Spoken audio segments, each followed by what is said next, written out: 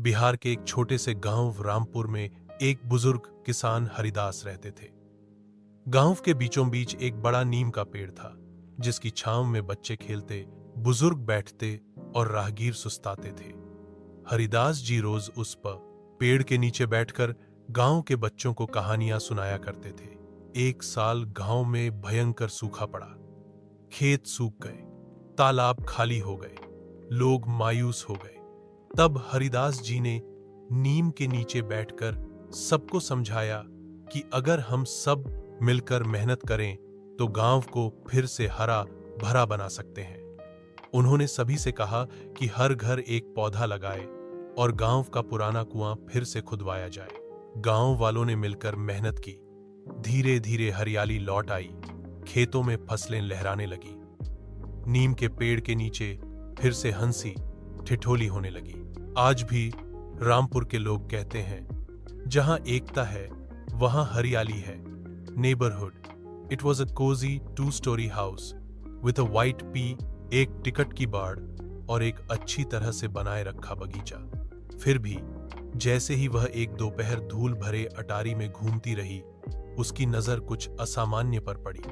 दूर कोने में भूली हुई बक्सों के ढेर के नीचे उसने एक संकीर्ण ट्रे को देखा। फर्श के नीचे छिपा हुआ दरवाजा। जिज्ञासा जागी। वह घुटनों के बल बैठी और उसे खोला।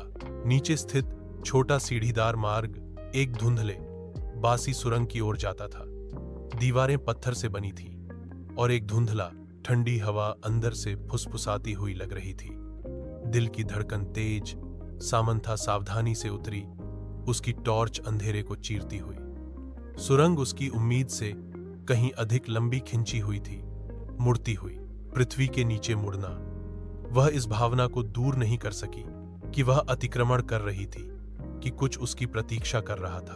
अनंत काल की तरह लगने के बाद सुरंग अंततः एक छिपे हुए में खुल गई। कमरे में दीवारों पर पुरानी अलमारियां थीं, जिनमें अजीब चमड़े से बंधी हुई पुस्तकें भरी हुई थीं।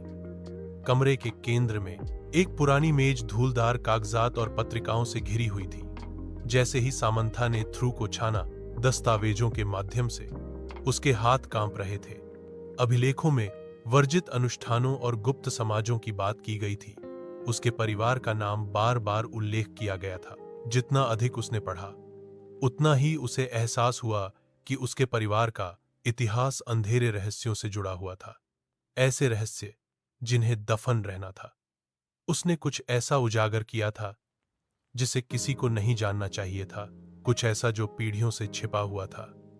जैसे ही दी का भार उस पर खोज जम गई, उसने अपने पीछे से सबसे हल्की आवाज सुनी, एक फुसफुसाहट, धीमी और ठंडी।